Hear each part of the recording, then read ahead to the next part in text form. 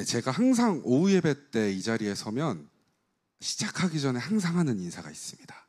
저희 청소년부에서 맨날 하는 건데 혹시 기억하는 분 계시나요? 손가락 이렇게 앞으로 뻗으시고, 네, 우리 양옆에 계신 분들 또 앞뒤에 계신 분들과 간단하게 이렇게 인사하겠습니다. 샬롬. 네, 샬롬. 네, 감사합니다. 저는 지금 중요한 선택을 앞두고 있습니다. 바로 집을 선택하는 일입니다. 저는 지금 인천에 살고 있는데 저희 이 관악중앙교회 성도님들이 너무 좋고 제가 너무 사랑해서 제가 이 관악지방으로 이사를 오려고 합니다. 감사합니다. 박수까지 쳐주시고 아주 감사합니다.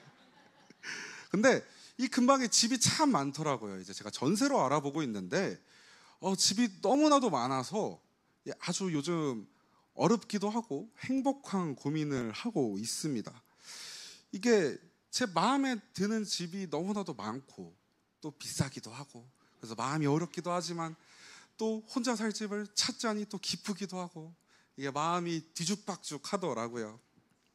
요즘도 이사 오기까지 2달이라는 시간이 남았는데요. 시간이 나면 계속 부동산 어플 이렇게 보고 있습니다. 좋은 집이 있나 없나. 네, 그래서 좋은 집을 찾을 수 있게 함께 기도해 주시면 감사하겠습니다. 여러분들은 제가 이렇게 선택을 하는 것처럼 일주일에 몇 번의 선택을 하시나요? 일이 끝나고 저녁에는 무엇을 먹을까? 오늘 점심은 어떤 것을 할까? 이 물건을 살까 안 살까? 참 많은 선택을 하곤 합니다. 한 연구팀이 이게 너무 궁금해서 인간이 하루에 몇 번의 선택을 하는가에 대해서 연구를 했다고 합니다. 근데 저도 이 결과를 보고 굉장히 충격을 받았습니다. 인간이 하루에 의식해서 하는 선택은 무려 1000번이 된다고 합니다. 1000번에서 2000번이 된다고 해요. 그리고 인간이 무의식에서 선택을 하는 게 하루 평균 35,000회라고 하더라고요. 생각보다 엄청 많죠. 인간은 이렇게 수많은 선택의 기로에 서곤 합니다. 오늘 성경 말씀에도 나오는 룻도 이 선택의 시간을 갖게 됩니다. 그녀는 어떤 선택의 기로에 섰고 또 그곳에서 어떤 선택을 하였는지 함께 알아보고자 합니다. 방금 말씀드렸듯이 오늘의 주인공은 룻입니다. 이 룻은 굉장히 어두운 상황에 지금 놓여 있습니다.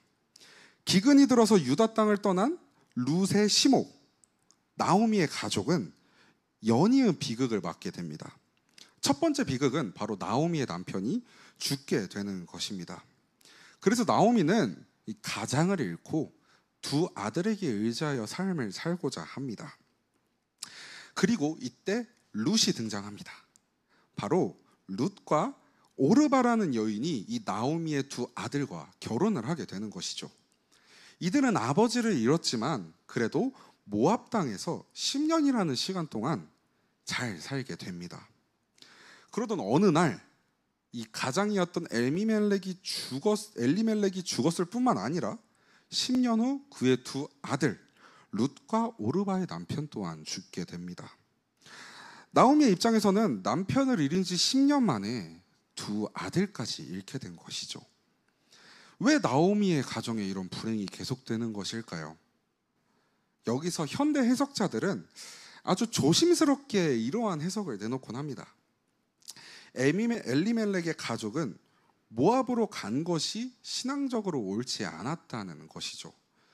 이 모압은 좀 조심스러운 의견이긴 하지만 이 모압 땅은 하나님께서 축복하신 땅이 아니고 이방 신이 있었던 땅이기 때문에 하나님의 땅에 있던 이 나오미의 가족이 모압 땅으로 가서 저주를 받았다는 이러한 조심스러운, 맞지도 않을 수도 있는 해석이 있곤 했습니다. 다시 말씀으로 돌아와서 이렇게 2 아들과 남편을 잃은 나오미는 아까 말했듯이 유다가 풍요로워졌다는 이러한 소식을 들었습니다. 그래서 다시금 유다 땅으로 돌아가고자 했죠. 그런데 여기서 걸리는 것이 있습니다. 바로 2명의 며느리였습니다. 나오미는 이 둘에게 이렇게 이야기합니다. 너희의 집으로 돌아가라. 여기서 한 가지 의문이 들 수 있어요. 사실 이 셋은 10년 동안 동고동락한 가족입니다. 근데 왜 이 둘에게 돌아가라고 했을까요? 이제 풍요로워진 그 유다 땅에 같이 가서 이 셋이서 으쌰으쌰 살면은 더 행복하고 더 좋은 가정이 되지 않았을까요?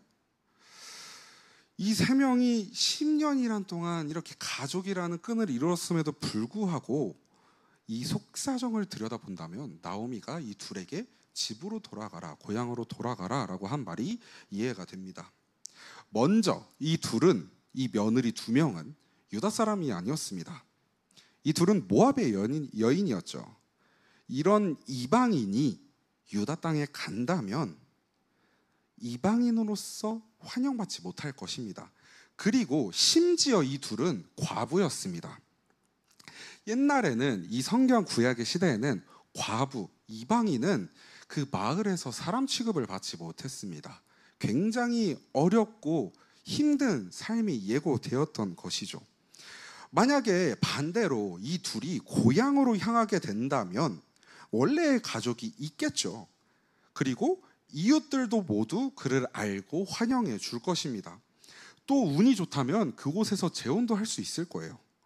하지만 유다 땅으로 간다면 너무나도 낯선 땅에서 멸시를 받으며 재혼은 아마 꿈도 꾸기 힘들었겠죠. 그리고 과부가 일할 수 있는 것은 바로 이삭을 줍는 일밖에 할 수는 없었습니다. 그래서 매우 가난하고 힘들고 외롭게 살아갈 운명이었던 것이죠. 이러한 이유로 나오미는 이 둘에게 고향으로 돌아가라 라고 놓아줍니다. 이제 이 나오미의 이 말로 인해서 이 두 며느리는 선택의 기로에 서게 됩니다. 시모인 나오미를 따라갈 것이냐 아니면 고향으로 돌아갈 것이냐. 여러분들은 어떤 선택이 합리적이라고 생각하시나요? 솔직히 이야기한다면 당연히 고향으로 돌아가는 게 너무나도 합리적입니다. 내 가족도 있는 곳이고요. 지금 우리가 외국으로 시집을 가서 또 장가를 갔는데 배우자가 죽었으면은 더 이상 그곳에 있을 이유가 없을 거예요. 거기는 아무도 아는 사람이 없고 또 힘들게 일할 필요도 없이 그냥 다시 돌아와서 또 나의 삶을 찾으면 되니까요. 자, 그래서 첫 번째 며느리 오르바는 당연한 선택을 합니다. 함께 읽어볼까요? 14절의 말씀입니다.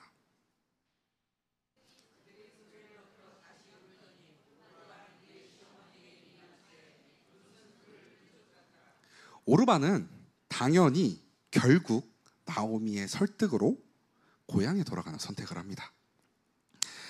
아무도 그녀에게 뭐라 할 수 없을 것입니다. 나오미도 먼저 이야기했고요. 그리고 주변 사람들도 결코 그 시모를 떠났다고 해서 손가락질하고 질타하지 않을 거예요. 오히려 잘했다, 잘 돌아왔다, 그래 잘 왔네, 이런 소리를 들었을 것입니다. 그런데 14절 후반부에 보면은요, 잠깐 말씀 다시 띄워주시겠어요? 이 룻은 다른 선택을 합니다. 바로 시모인 나오미를 쫓아가는 일입니다. 그리고 이렇게 이야기합니다. 16절의 말씀 함께 읽겠습니다. 시작. 룻이 이르되 내게 어머니를 떠나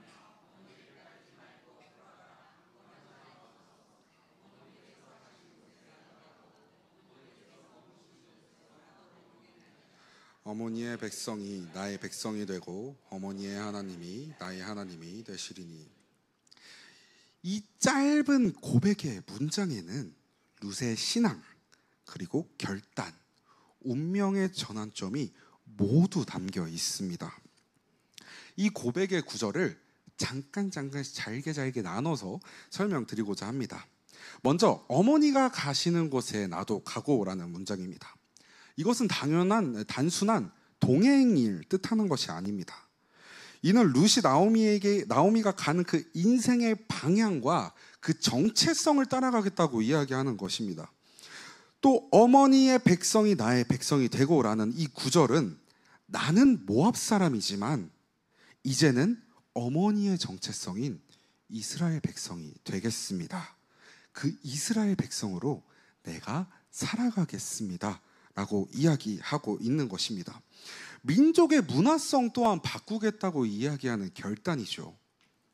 마지막으로 어머니의 하나님이 나의 하나님이 되시리니 라는 구절입니다. 이 고백은 단순한 감정의 표현이 아닙니다.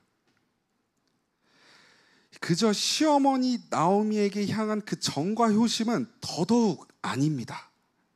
지금 이 룻은요, 자신의 민족인 모압 사람들이 섬기는 그모스라는 그 신을 버리고 어머니가 믿는 그 이스라엘의 하나님 여호와를 믿겠습니다 라고 고백하는 것입니다. 이 고백이 얼마나 뜻깊은 것이냐면요, 자신의 모든 정체성, 내가 일평생 살면서 믿었던 것, 그리고 가족들이 믿었던 것, 그 모든 것을 다 버리고 어머니를 따라가겠습니다 라고 이야기하고 있는 것입니다. 여호와를 자신의 유일한 하나님으로 받아들이겠다 라고 고백하는 것이죠. 자, 여기서 중요한 것은 무엇일까요? 여러분, 이 룻기 1장을 읽다 보면요, 룻은 하나님의 음성을 들은 적이 없습니다. 어떤 그 초자연적인 계시나 기적은 더더욱 없었어요. 말씀을 배운 것도 아니고요, 성경 지식이 있었던 것은 더더욱 아닙니다. 그런데도 그녀는 어머님의 하나님, 그 하나님이 너무나도 선하고 신실하신 분이라는 것을 깨닫습니다. 어떻게요? 나오미의 삶을 통해서요. 이 결단의 결과는 어떻게 됐을까요? 룻은 나오미를 따라서 유다로 향하게 됩니다. 거기서 역시나 과부이고 이방인이기 때문에 이삭을 주어서 생계를 유지하곤 했습니다. 그런데 거기서 보아스라는 인물을 만나게 되고요, 그와 재혼을 하게 됩니다. 그리고 오벳이라는 아이를 낳습니다. 오벳은 이사야를 낳았고요, 이새의 자식이 누구죠? 다윗이죠.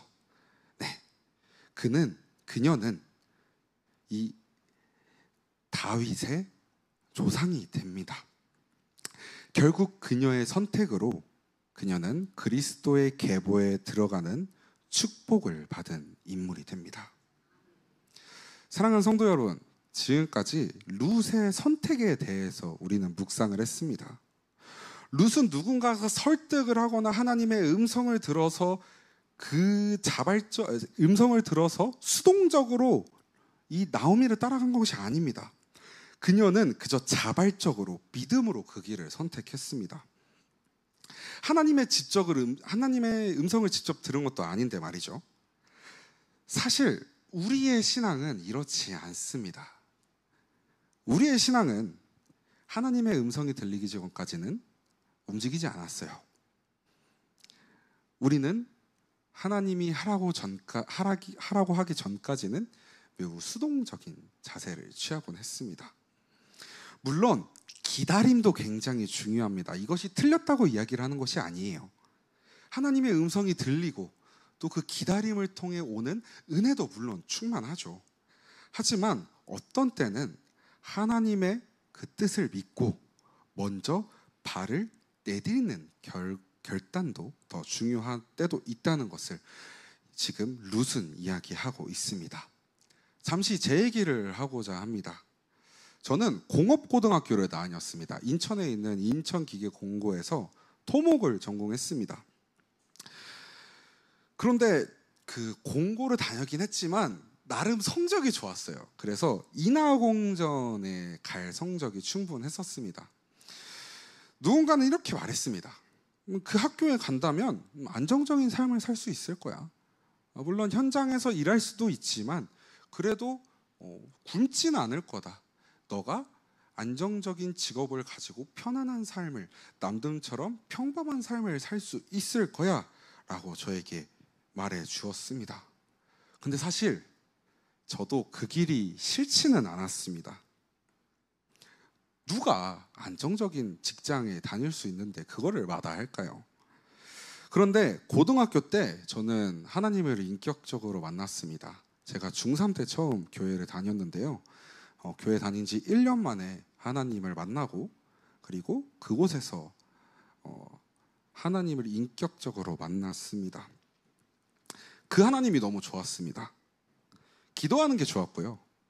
교회에 다니는 게 너무 좋아서 10시 넘어서 집에 한 번도 안 들어간 적이 없는 아들이 맨날 12시, 1시까지 집에 안 들어오니까 아버지가 집을 나간 줄 알고 전화를 막 10통, 11통 건 적도 있으셨습니다. 네, 이만큼 저는 교회가 좋고 하나님이 너무 좋았습니다. 그래서 제가 감리교 신학대학교에 입학하고자 합니다 라고 전도사님한테 말씀드렸습니다. 반응이 어땠을까요? 태훈아, 다시 한번 생각해보자. 태훈아, 너는 아직 젊어. 세상은 볼 게 너무나도 많아. 목사님도 말리셨고요, 전도사님도 말리셨고요, 교회 장로님, 권사님, 또 부장님까지 저를 말리셨습니다. 자, 고1 때 이 다짐을 했는데, 제가 이 감신의 원서를 넣는 그 날까지도 저희 전도사님은 저를 말리셨습니다. 나오미처럼 말이죠. 그 길은 너무나도 고달픈 길이야. 왜 그 길을 도대체 스스로 가려는 거야? 너 그 길 안 가도 충분히 잘 살 수 있어. 그 길을 안 가야 잘 살 수 있어. 그 길이 얼마나 고달픈데. 나오미와 같이 모든 분들이 저를 그렇게 말렸습니다. 그런데 사실 저도 하나님의 음성을 듣고 간 건 아니었습니다. 하나님께서 저에게 마음을 주셔서 감신해 가거라 이렇게 말씀하신 것도 아니고요, 기도 중에 직접적으로 음성을 내려주신 것도 아니고요, 저는 그저 하나님이 좋아서 감신해 가겠다고 다짐을 한 거였습니다. 그러니 더욱 말리죠. 그러니 더욱 더 생각해보고 더 기도해보라고 하죠. 하지만 저는 끝내 하나님의 길을 가고자 하여 감신에 입학을 하게 되었습니다. 사실 쉽진 않았습니다. 지금도 쉽진 않습니다. 평일에 친구들을 만났는데요, 친구가 GV70을 타더라고요. 네, 그걸 딱 보는데 야, 좋다. 잘 나가냐? 잘 나가는구나. 아마 저는 제가 직접 운전할 일은 별로 없지 않을까 싶습니다. 재정적인 어려움도 많고요, 비전이 안 보일 때도 있습니다. 가끔 인하공전에 갔으면 어땠을까 하는 후회도 들곤 합니다. 그런데 여러분, 제가 불행해 보이시나요? 저는 지금 제 삶에 너무 만족합니다.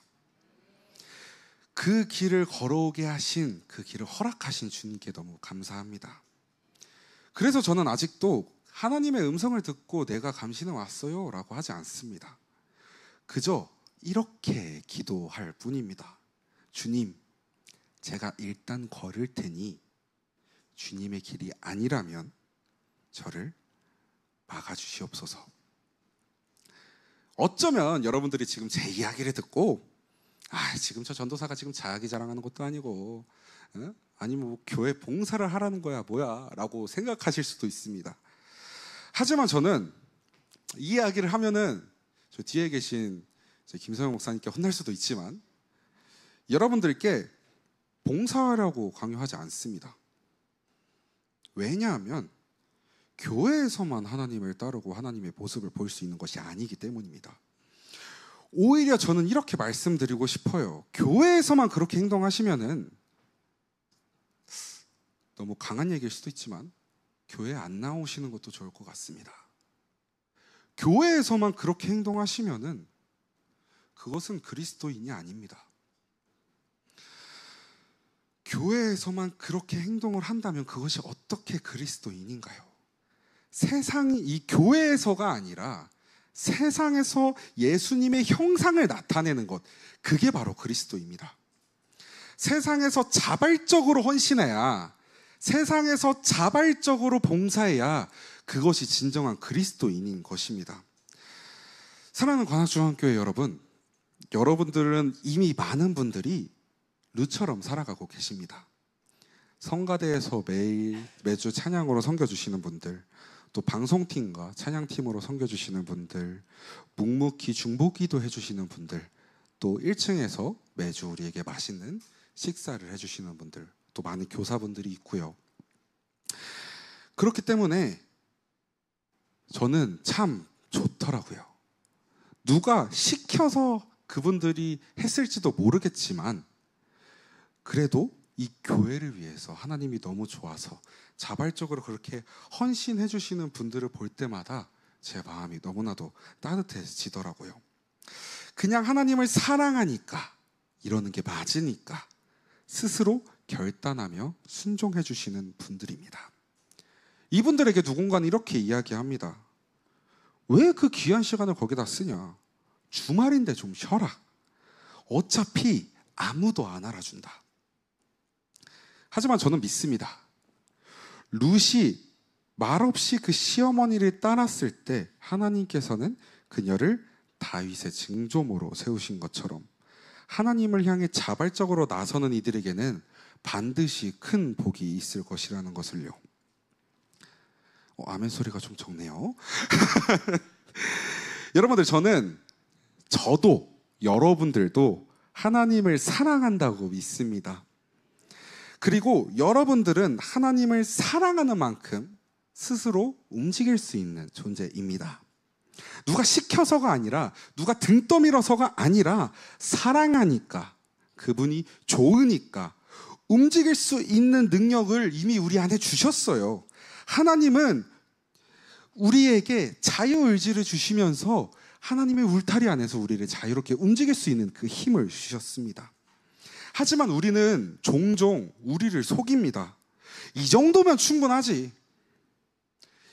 이 정도로 교회에 나오는 것, 이 매주 교회에 나오는 것만으로도 충분하지. 내가 이만큼 봉사하는 것만으로도 잘하고 있는 일이야.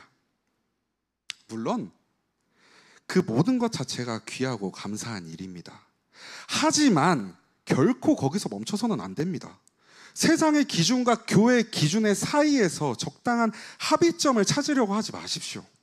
나는 평일에는 세상에 충실하고 주일하루 주님께, 하나님께 드렸으니 괜찮아. 이러한 신앙은 절대 우리를 깊은 자리로 이끌지 못합니다. 우리는 하나님을 사랑하지만, 우리가 하나님을 사랑한다면 끊임없이 묻고 움직이고 자발적으로 헌신해야 됩니다. 룻은 누가 시켜서 간 것이 절대 아닙니다. 하나님의 음성을 듣고 간 것도 아니었습니다. 하지만 나오미를 통해 본 그 하나님이 너무 좋아서 자신의 전부를 걸고 하나님의 백성의 길로 들어섰습니다. 우리는 룻보다 더 많은 복을 받은 사람들입니다.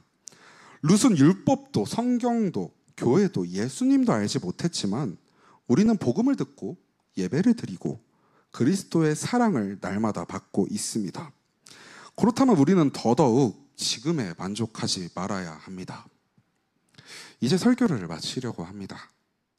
사랑하는 관악중앙교회 성도 여러분, 여러분들은 수동적인 존재가 아닙니다. 하나님께서 우리를 너무나도 사랑하셔서 우리에게 자유를 의지를 주셨고요. 무엇이든지 할 수 있는 힘과 기회를 주셨습니다. 여러분들은 그런 하나님을 사랑하지 않으시나요? 그렇다면 룻처럼 걸으십시오. 아무도 모르는 땅, 풍요하지도 않고 차별당할 수도 있는 땅, 그럼에도 불구하고 하나님이 계신 곳이기 때문에 그곳을 선택했던 룻처럼 말입니다. 하나님의 길을 가겠다는 그 고백 하나로 그녀는 다윗의 증조모가 되었고요. 예수님의 족보에까지 올랐습니다. 저는 여러분들이 그 믿음의 계보에 서 있는 사람이라는 것을 믿습니다. 그러니 사랑하는 여러분, 멈추지 마십시오. 머무르지 마십시오. 더 걸으십시오. 하나님께서 기뻐하실 그 일을 향해 끊임없이 묻고 도전하고 움직이는 저와 여러분들이 되시기를 소망합니다. 이 시간 함께 찬양하도록 하겠습니다. 아까 결단 찬양으로 했던 나 주님의 기쁨 되기 원하네를 찬양할 건데요, 우리가 주님을 너무나도 사랑하기 때문에 내가 자발적으로 스스로 주님의 기쁨이 되기 원합니다 라는 마음으로 함께 찬양했으면 좋겠습니다.